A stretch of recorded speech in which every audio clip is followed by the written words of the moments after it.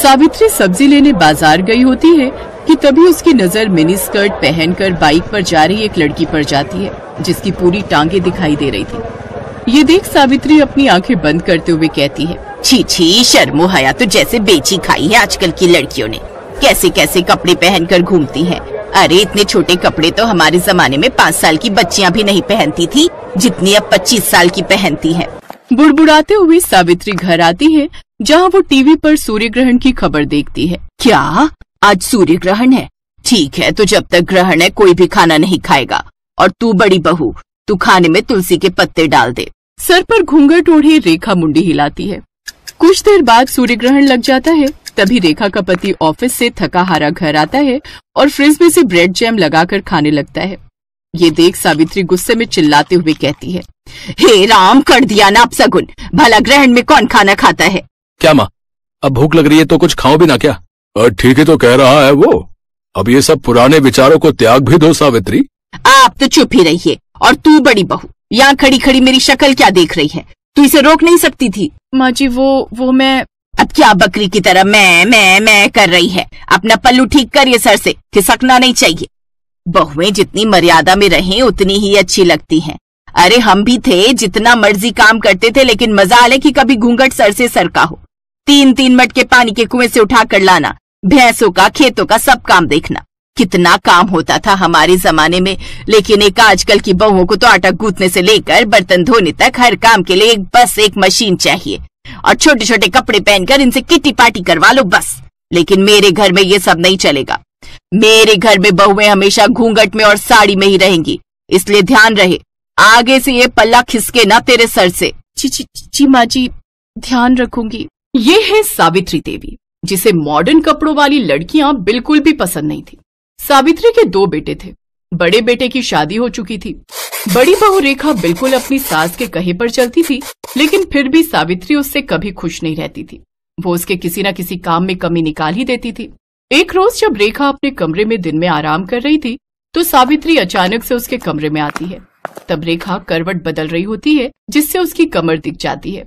ये देख सावित्री जोर से चिल्लाती है, छी छी छी छी छी छी छी, बस इसी बात का डर था मुझे। सारी शर्मो हया बेच खाई है। माँ जी आप, लेकिन हुआ क्या? क्या होना है? करवट लेते वक्त तेरी कमर दिखी कैसे? आज के बाद ऐसा हुआ ना तो अच्छा नहीं होगा बहू। और इस तरह बंदिशों में रेखा ने अपनी शादी का पूरा 1 साल काट लिया। और उसकी फर्स्ट एनिवर्सरी पर उसका देवर राहुल दिल्ली से कानपुर आता। भाभी, मुझे ना आप सबको कुछ बताना था, तो मुझे लगा इससे अच्छा दिन भला क्या ही होगा। वो मेरे ऑफिस में मेरे साथ संध्या काम करती है, अच्छे परिवार से है, अच्छा कमाती भी है, और मैं उससे शादी करना चाहता हूँ। मतलब लव मैरिज? हाँ माँ, लव मैरिज। क्यों, कोई प्रॉब्लम है? नहीं नहीं, मुझे भला क्या दिक्कत होगी। तुझे पसंद है लड़की तो फिर हमें भी पसंद है। ये सावित्री का सिद्धांत भी समझ नहीं आता। जो डरता है तो उसे और डराती है, और जो सुनता ही नहीं उसकी बात झट से मान जाती है। चुप करिए जी। अब उस शहरी लड़की के पीछे अपने बेटे को तो नहीं खो सकती ना। कहीं उसके लिए सब छोड़कर ही चला गया तो। इसीलिए तो चुपचाप इस शादी के लिए हाँ कर दी। एक बार घर में आ गई तो फिर रेखा और उसमें कोई फर्क नहीं कर पाएंगे। सावित्री अपने छोटे बेटे की शादी के लिए मान जाती है। वो 1 महीने बाद दोनों की शादी करवा देते हैं। शादी के बाद दिल्ली से कानपुर कार में आते आते भारी भरकम लहंगे में संध्या काफी थक जाती है और वो एक जगह होटल के पास गाड़ी रुकवाती है। ड्राइवर, गाड़ी रोको, मुझसे अब और ये नहीं पहना जा रहा, ये भारी भरकम लहंगा। राहुल तुम यही रुको, मैं अभी चेंज करके आती हूँ। कुछ देर बाद गाड़ी आकर उसके ससुराल रुकती है। फिर पीछे से संध्या स्कर्ट और टॉप पहनकर सर पर शादी का दुपट्टा लिए निकलती है। संध्या को इस रूप में देखकर सभी हैरान रह जाते हैं। राहुल बेटा, ये सब बेटा 2 जोड़ी में लड़की मांगी थी, इसका मतलब ये नहीं कि ये सचमुच ही 2 जोड़ी में आ जाएगी। वो माँ, दूर का सफर था ना, और इसने लौटते वक्त लहंगे पर ही वोमिट कर दी, इसीलिए जो इसके हाथ में लगा इसने पहन लिया। ये राहुल का बच्चा झूठ क्यों बोल रहा है? चलो संध्या, माँ के पाँव छुओ। हैं? अरे नहीं नहीं, तुम रहने दो। अगर तुम झुकी तो न जाने क्या क्या झुक जाएगा। ओह थैंक्स। वैसे मैं खुद झुकने के मूड में नहीं थी। वो क्या है ना, मैं बहुत थक चुकी हूँ। वैसे माँ जी, हमारा बेडरूम कहाँ है? वो क्या है ना, मैं पहले बाथ शावर लेना चाहती हूँ। और राहुल डार्लिंग, तुम ना प्लीज मुझे बॉडी मसाज दे देना। आज सचमुच मुझे बहुत थकावट है। बताओ ना माँ जी, बेडरूम कहाँ है? संध्या, बस 2 मिनट, माँ गृह प्रवेश कर ले। ओ प्लीज, थोड़ा जल्दी कीजिए ये सब formalities. I am really so tired. Savitri को मन ही मन बहुत गुस्सा आ रहा था, लेकिन वो कर भी क्या सकती थी। उसने चुपचाप उनका गृह प्रवेश करवाया और बहू बनकर संध्या अपने ससुराल आ जाती है। लेकिन संध्या के कपड़े देख सावित्री डर गई। ये नई बहू तो कुछ ज्यादा ही मॉडर्न कपड़े पहनती है। अरे पढ़ी लिखी नौकरी वाली है तो क्या हुआ, सर पर नाचेगी, जो मर्जी रुमाल जितने कपड़े पहनेगी। कहीं कल मुंह दिखाई पर इसने कुछ बेढंगे से कपड़े पहन लिए तो नहीं नहीं नहीं, इसे मुझे ठीक करना ही होगा। ये सोचकर सावित्री संध्या के कमरे में जाती है। अरे नई बहू, दिखा तो कल मुंह दिखाई पर क्या पहनने वाली है। ये वाली साड़ी कैसी है माँ जी? अच्छी है, लेकिन काला रंग, शादी के बाद ये सब रंग ना कुछ अच्छे नहीं लगते। और वैसे भी ये सिर्फ ब्लैक नहीं है, देखो इसके बॉर्डर पर रेड कलर भी है। जो भी हो, लेकिन तू ऐसी साड़ी नहीं पहनेगी। चल अब मुझे अपनी साड़ियां दिखा, मैं बताती हूँ तुझे कौन सी पहननी है। संध्या सावित्री को अपनी सभी साड़ियां दिखाती है, जिसमें से गुलाबी रंग की साड़ी देख सावित्री कहती है, हाँ ये वाली, ये अच्छी रहेगी, इसे ही पहन तू। जी माँ जी। शादी के तुरंत बाद सास का ऐसा बदलता रवैया देख संध्या हैरान थी। सावित्री ने संध्या की साड़ी तो देख ली, लेकिन वो ये नहीं जानती थी कि उसका ब्लाउज कितना हॉट बना है। शाम को मुंह दिखाई पर संध्या वो गुलाबी साड़ी हॉट ब्लाउज के साथ पहनती है। ये देख सावित्री उसकी साड़ी अच्छे से बांधती है। अरे बहू, ये सर पर पल्ला कर ले, सब मेहमान आएंगे ना तो उनके सामने यूं सर ढके घूमना अच्छा नहीं लगता। संध्या साड़ी पहनकर सर पर घूंघट रखकर बाहर आती है। ये देख मोहल्ले की औरतें बात करती हैं। मान गए सावित्री तुझे, मुझे तो लगा था कि ये मुंह दिखाई पर भी मिनी स्कर्ट पहनकर आएगी, लेकिन तूने तो एक दिन में इसे साड़ी पहनना और घूंघट रखना भी सिखा दिया। अरे मेरा नाम सावित्री है, सावित्री। अच्छा संध्या बहू, चल अब इन सबके पांव छूकर आशीर्वाद लो। सावित्री सबके पांव छूकर आशीर्वाद लेती है, लेकिन संध्या ये नहीं जानती थी कि उसकी सास किस खेत की मूली है। एक बार जो उसने साड़ी पहन ली तो फिर वेस्टर्न कपड़ों का नंबर तो कभी आने वाला है ही नहीं।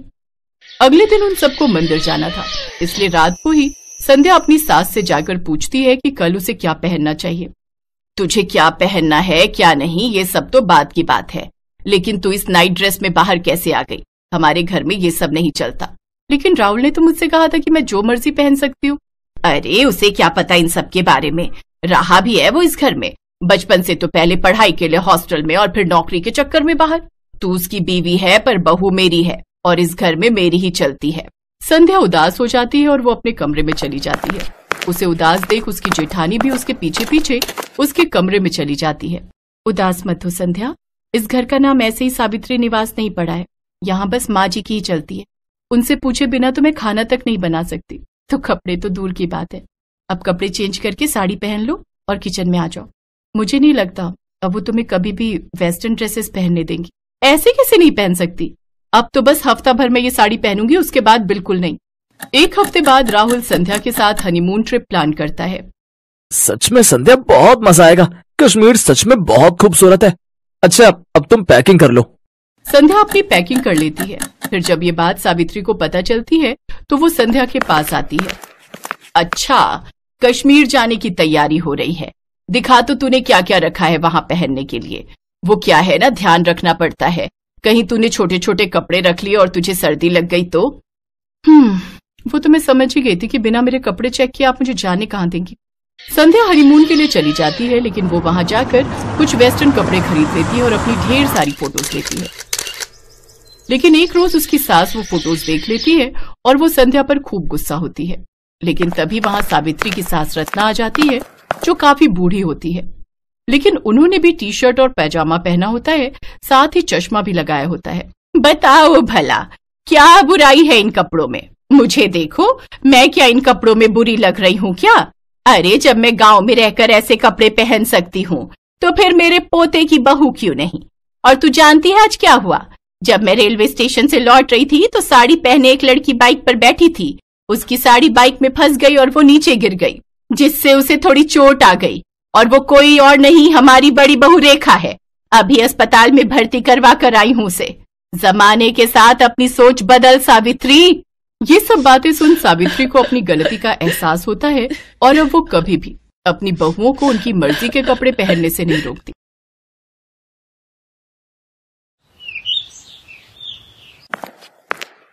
आज फिर इन दोनों बहनों ने इतनी पी ली कि इन्हें चलने तक का भी होश नहीं। गलती मेरी ही है। बिन माँ की बच्चियों को प्यार देने की चाह में इतना सर चढ़ा लिया कि इनके सही बुरे पर ध्यान ही नहीं दे पाया, और आज नौबत यहाँ तक आ गई है कि ये दोनों पूरी तरह बिगड़ चुकी हैं।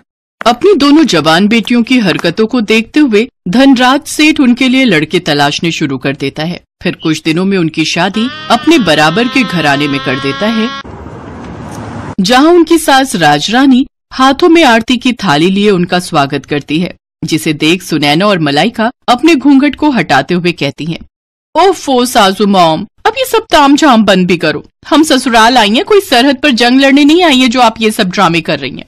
ये कहकर दोनों बहनें बिना कलश गिराए ही अपने कमरे में चली जाती हैं।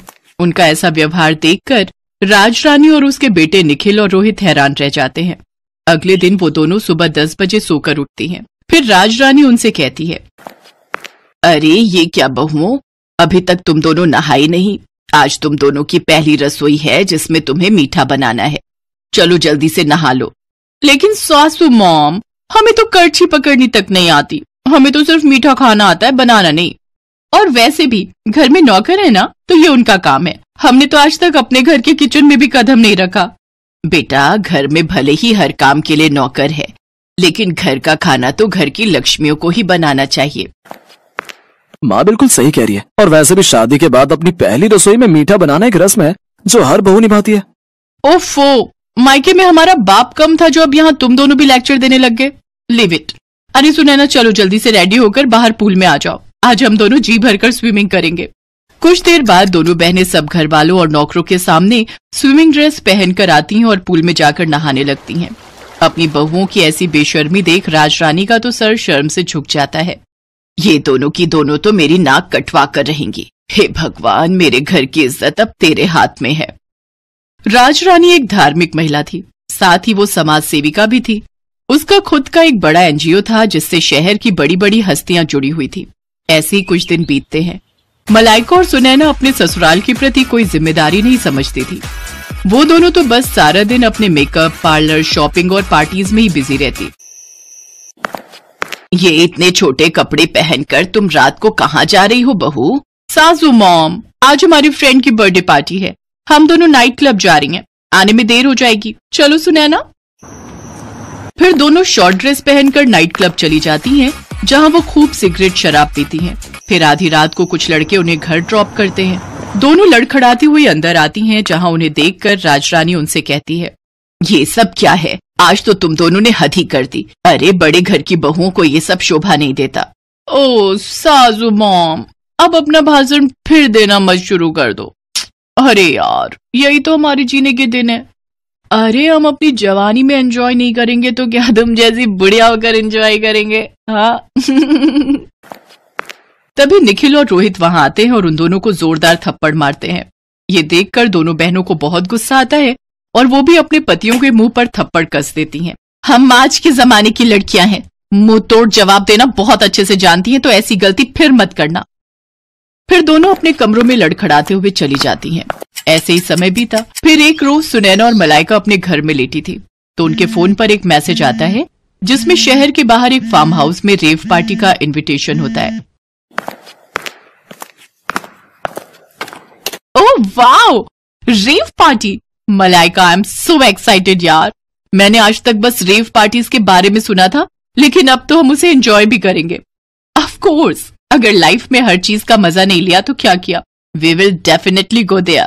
दोनों बहनें खुश हो जाती हैं और शाम को तैयार होकर अपनी कार लेकर वहां पहुंच जाती हैं। पुलिस से छुपकर उस फार्म हाउस पर हो रही पार्टी में शराब, सिगरेट, ड्रग्स से लेकर सुख की हर चीज शामिल होती है। वो दोनों उस दिन ड्रग्स का सेवन भी करती हैं, जिससे उनका सर पूरी तरह घूम जाता है और वो एक अलग ही दुनिया में होती है। तभी एक लड़का जो कि नशे में होता है मलाइका को गलत तरीके से छूने की कोशिश करता है। तभी कुछ पल के लिए लाइट चली जाती है और जब लाइट आती है तो वो लड़का जो मलाइका को छेड़ रहा था वो मरा हुआ जमीन पर पड़ा होता है। कुछ ही देर में उस पार्टी में पुलिस छापा मारती है और सबको अरेस्ट कर लेती है। अगले दिन राजरानी अपने बेटों के साथ जेल पहुंचती है। सासू मॉम, निखिल, हमने सचमुच किसी का मर्डर नहीं किया, हमें बचा लो सासू मॉम, प्लीज हेल्प अस। हाँ रोहित, हमारा ट्रस्ट करो, हमें फंसाया जा रहा है। हमसे बहुत बड़ी गलती हो गई जो हम उस पार्टी में गए। आज के बाद हम कोई पार्टी नहीं करेंगे और ये सब काम सच में छोड़ देंगे। तुम दोनों को अपनी गलती का एहसास हो गया, यही काफी है। आकाश, यहाँ आ जाओ। और इंस्पेक्टर साहब, आप छोड़ दो इन्हें। जी मैडम। ये लड़का तो जिंदा है। हाँ, ये सब हमारे प्लान था, तुम दोनों की अक्ल ठिकाने लगाने के लिए। दरअसल ये सारा प्लान राजरानी और उसके बेटों का था, जो उन्होंने अपनी बहुओं को सबक सिखाने के लिए किया था। उन्होंने ही अपनी पहुंच का इस्तेमाल करते हुए इस पार्टी का आयोजन किया और ये सब ड्रामा रचा। लेकिन इससे मलाइका और सुनैना को अच्छा सबक मिला और वो दोनों अब बेशर्म से संस्कारी बहुएं बन गई, जो अपने परिवार के साथ अच्छे से अपनी गृहस्थी चलाने लगी।